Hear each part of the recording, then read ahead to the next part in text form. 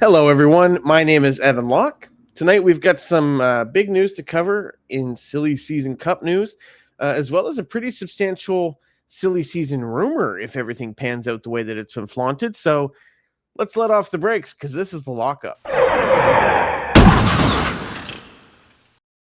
Earlier today, it was confirmed that what everyone had been expecting to happen has in fact happened, as Cole Custer was announced to be the driver for the 2025 season in the number 41 Cup car. Of course, that is going to remain a Ford Dark Horse Mustang, and this is essentially the new Haas factory team entry, which is, again, for all intents and purposes, a restructured and rebranded Stewart Haas racing team. Of course, Tony Stewart has sold all of his interest in the team. They've got rid of 3 charters and they're just keeping the one. So this is a big shift.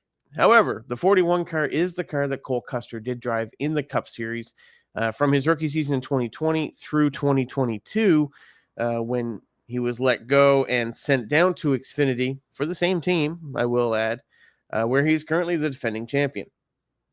In addition to Cole being announced as the driver, Haas Factory Team also announced an alliance with RFK, which of course is Roush Fenway Keselowski Racing, for those of you that are unfamiliar with the term, which also means that they'll be sticking with Ford as a manufacturer.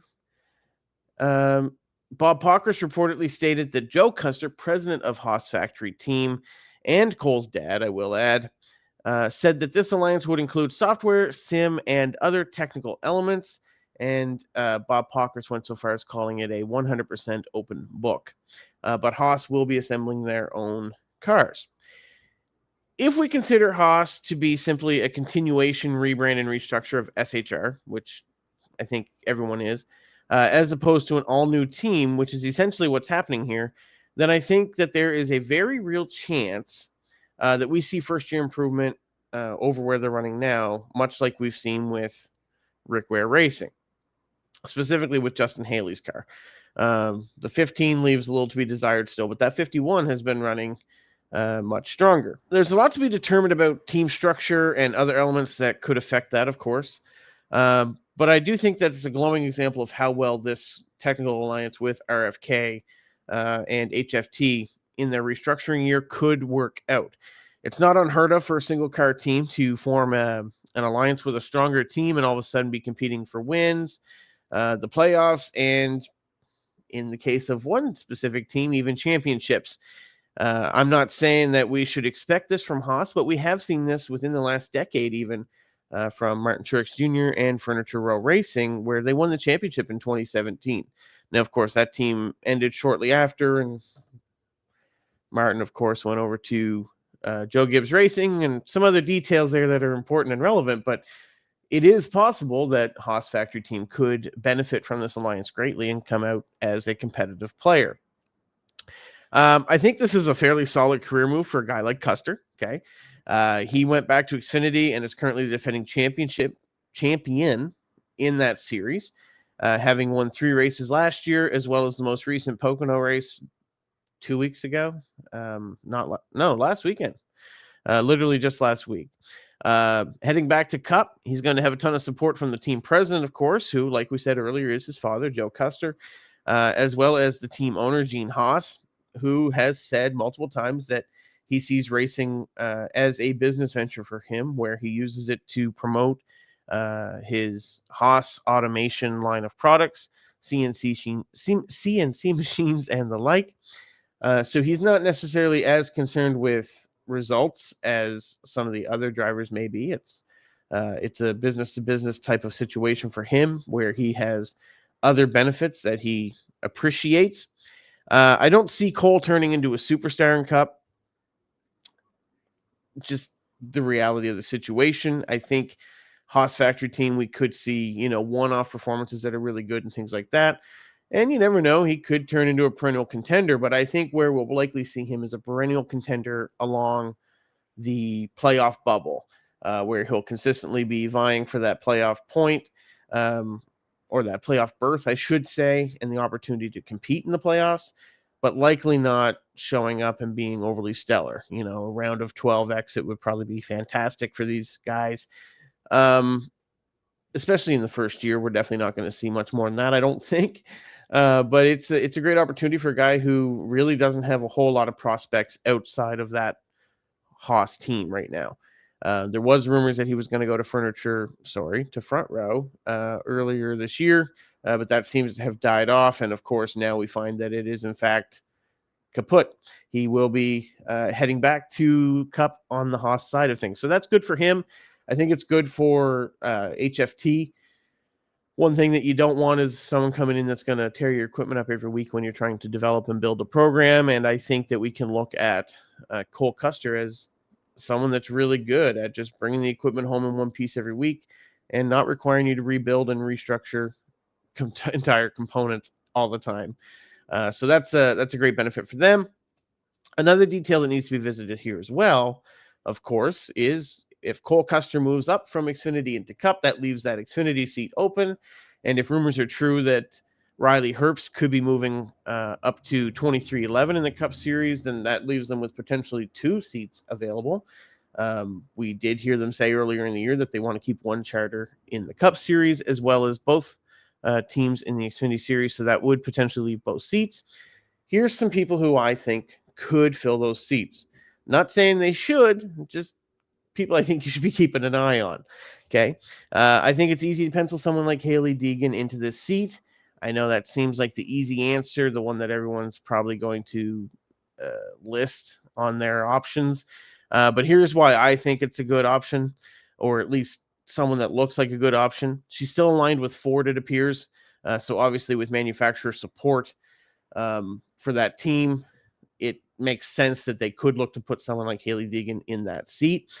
There's also some sponsorship money there to work with, which, of course, Haas does use this as somewhat of a marketing tool for his product line and whatnot. I think Hailie fits very well into a role like that, gives some diversity to that lineup as well, seeing as she is female, in case no one's mentioned that.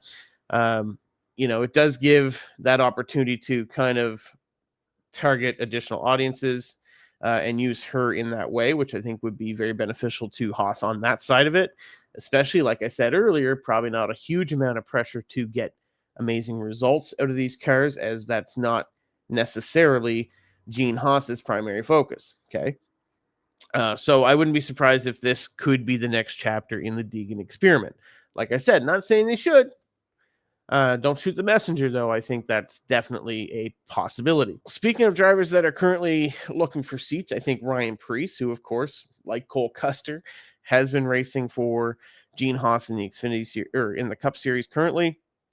Wouldn't be surprised to see something like happened to Cole in 2022 happen to Ryan Preece in 2024, where he is sent down to an Xfinity seat, especially if you've got a young developing driver in the other seat. Now, I think if Riley Herbst stays, they probably fill that seat with somebody else. But if you're filling both, I think Preece is a great budget option that brings a lot of experience to the table.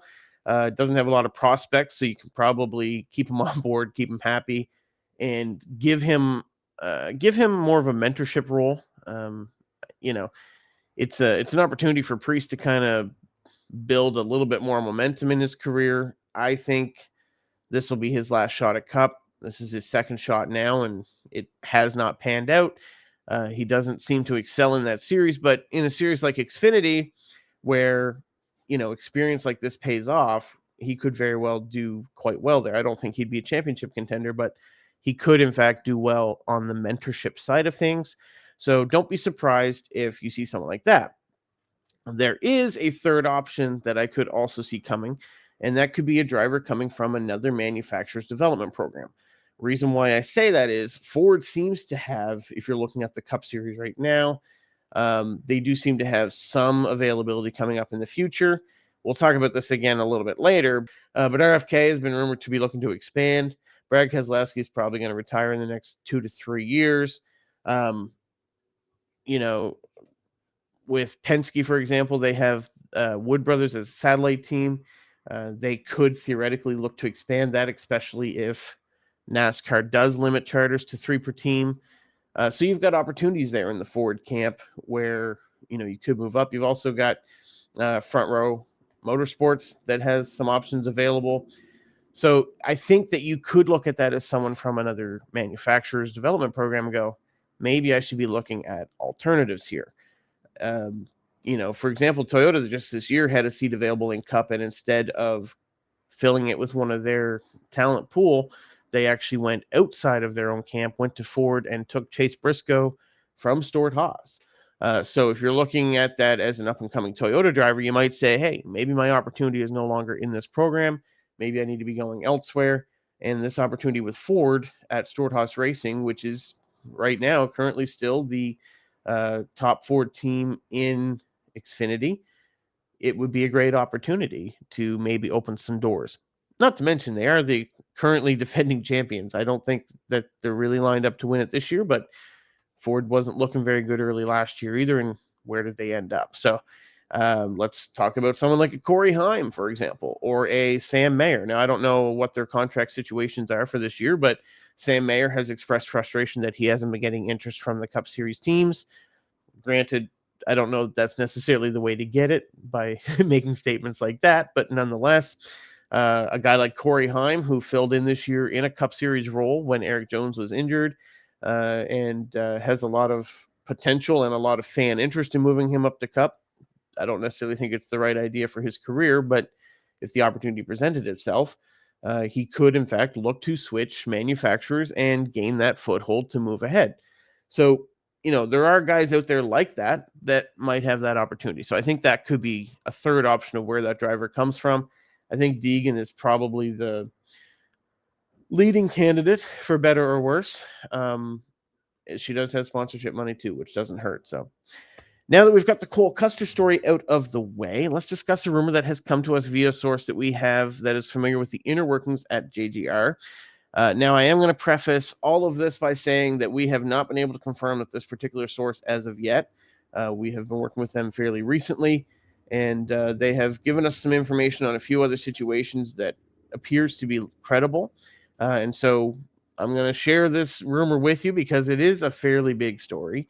But essentially, the story that we're getting from this source, again, familiar with the inner workings at JGR, is that Brandon Jones is going to be returning to Joe Gibbs Racing full-time in 2025, still in the Xfinity Series. Now, I know you're mad because you likely thought that the video was talking about Eric Jones returning to JGR, and that's not happening. Or at least not yet. You never know. Brandon Jones. So, from what our source is telling us, they will be fielding four full-time Xfinity cars at JGR next year, as well as one part-time team, which is likely to be the 54, but that is still up in the air. Chandler Smith and Sheldon Creed will be staying on as full-time drivers, as well as Brandon Jones coming on, probably to the 19 car, but that's also still unconfirmed at the moment. Additionally, Taylor Gray is looking to be taking over the 20 car at Joe Gibbs Racing as well. Now, that, of course, is a big story in its own right if you're a fan of the truck series. Taylor Gray is a great talent there. A little underdeveloped, I think, in my opinion, to take that ride, but you don't need four guys that are necessarily top tier when you could get a guy that's a little budget friendly that has a lot of upside, a lot of potential. If this transpires the way it's lined up, this could be good for Jones's career. Now, while Brandon Jones has never been a superstar in the series, he does have 5 wins in the series, all of them coming at JGR. 3 of those came in 2020 when he had a career year and finished 6th in the final point standings. He would also go winless the following year, but he would get his most recent win in 2022 in the spring race at Martinsville. In 23, he did move over to Junior Motorsports, which is where he still currently is, and has gone winless in a season and a half since joining there. Now, that's kind of a concern, obviously, since you look at Justin Allgaier and Sam Mayer, who in that same time frame have combined for 11 wins. But on the other side, Josh Berry went winless last year in the 8 car, as well as Sammy Smith has gone winless in that 8 car again this year. So it kind of seems like it's a tale of two different teams over there at JGR or JRM, where you're either in a bit of a feast right now or a bit of a famine. Either way, the concern there is that car that Brandon Jones is in won, I believe it was 8 races the year before and finished second in the final standings with Noah Gragson behind the wheel. It's a bit of a flagship car for Junior Motorsports, if ever there was one, as that is the car that Chase Elliott, Tyler Reddick, William Byron all took to championships during their time there. So I think this is a good move for Brandon Jones. I think there's going to be still obviously expectations to perform, but I think he will be with a team that is still at the top of their game, whereas JRM seems to have taken somewhat of a step back in the last couple years from being the top flight team that they were. So I think this is good for Jones. Uh, I guess what that would leave us with is trying to figure out then if Brandon Jones is leaving that JRM seat, that leaves a JRM seat open, which is currently the top team for Chevrolet. So it'll be interesting to see who could fill that seat. Of course, again, this Brandon Jones rumor is just a rumor, so there's nothing confirmed there. So we don't know that there's a seat open at Junior Motorsports. But if this pans out to be true, which I have reason to believe that it will, if it pans out to be true, then it'll be very interesting to see who fills that JRM seat. But, I think we'll just probably have to wait a little bit longer for silly season to keep rolling along and see what transpires, because there's a lot up in the air. A lot could go wrong, a lot could change, but that's what we're being told for now. Anyway, let's get back on it. The lockup is over. We'll see you next time.